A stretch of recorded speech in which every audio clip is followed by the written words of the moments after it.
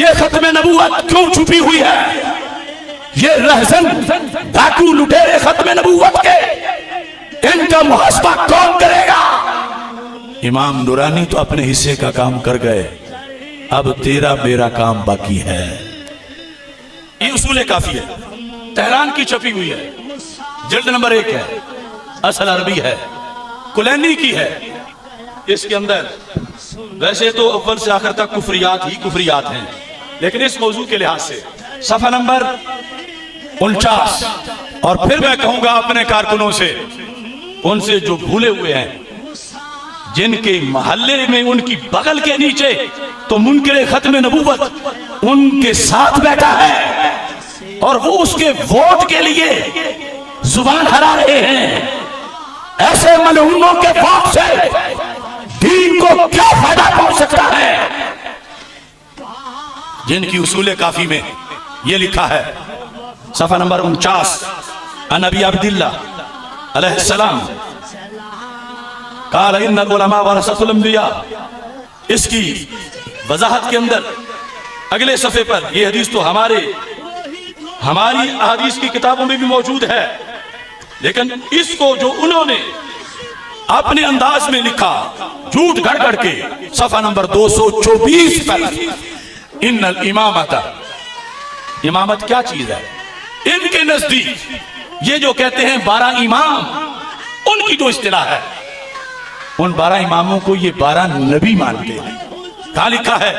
یہ 224 صفحے پہ کیا لکھا ہے؟ ان الامامت ہی منزلۃ الانبیاء، کہ امامت درجہ انبیاء ہے، منزلہ انبیاء ہے۔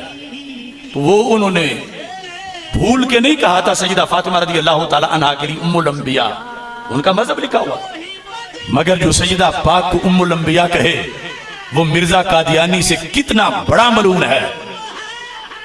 سیدہ طیبہ طاہرہ رضی اللہ تعالی عنہا ام الائمہ ہے، ام الائمہ، پاک اماموں کی ماں، ان کی عظیم والدہ، مگر وہ نبیوں کی ماں نہیں ہے، وہ تو آخری نبی کی شہزادی ہیں۔ کیا ختم نبوت اس کے بغیر بیان ہو جائے گی؟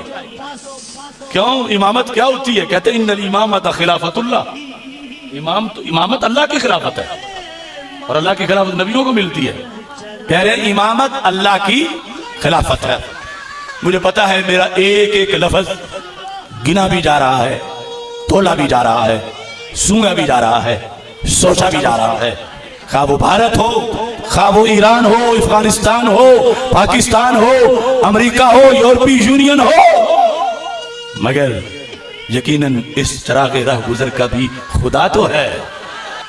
اب دیکھیے اسی کے اندر یہ حوالہ بھی موجود ہے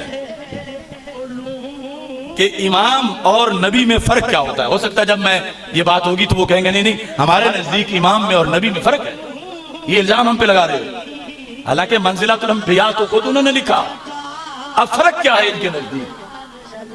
فرق نبوت کے بعد ہے، نبی مانتے ہیں پہلے، امام کو نبی مانتے ہیں، اور پھر تھوڑا سا فرق بھی کرتے ہیں۔ یعنی یہ فکر تو تھی کہ کبھی پکڑے جائیں گے تو کوئی تھوڑا سا رستہ بنائیں، اگرچہ وہ رستہ بند گلی کا ہی ہے۔ صفحہ نمبر 197، یہ ختم نبوت کانفرنس، الفرق بین الرسول والنبی والامام، 3 ذاتوں کے درمیان فرق۔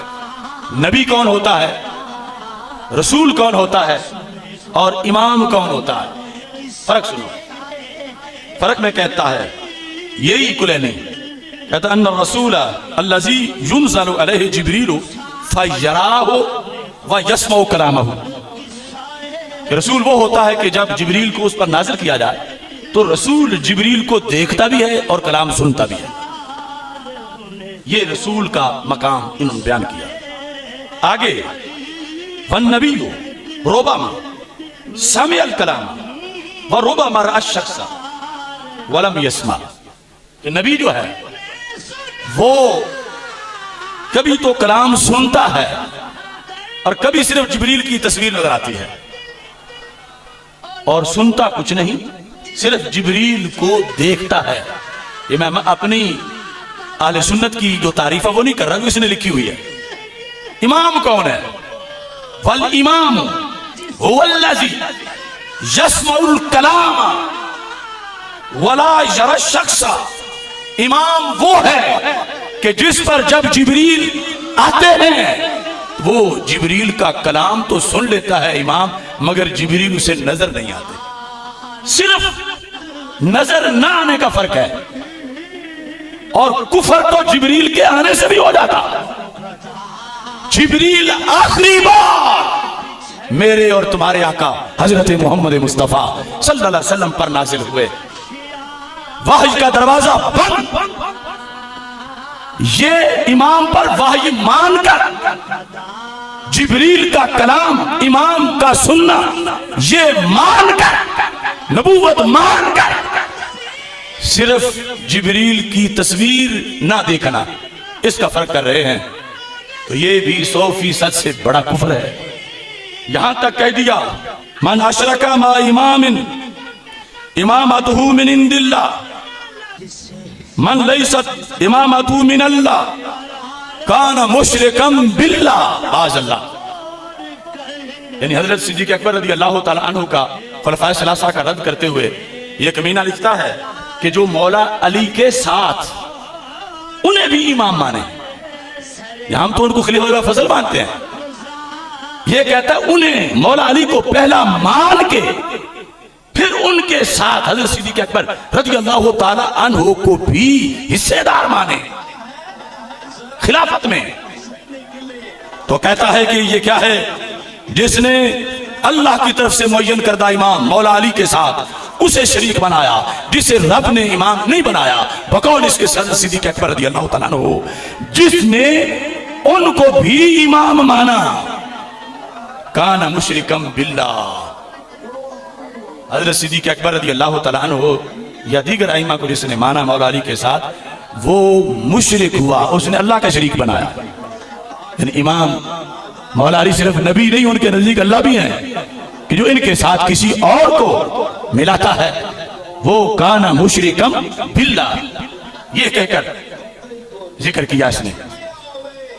اب یہ ایک طرح مصرع ہے یہاں سے لے کر پوری دنیا تک کہ ختم نبوت کے ان مجرموں کا محاسبہ ہونا چاہیے، اور اگر ان میں سے کسی بات کا ان کا کوئی جواب تم میں سے کہیں دنیا کے کسی کونے میں کسی کو نظر آ جائے تو مجھے بتانا ضرور کہ وہ کوئی جواب دے رہا تھا. ہاں بات غلط نہیں ہوگی، بات جھوٹی نہیں ہوگی، سارے چیک کر لیں حوالے اپنے اور جواب دیں.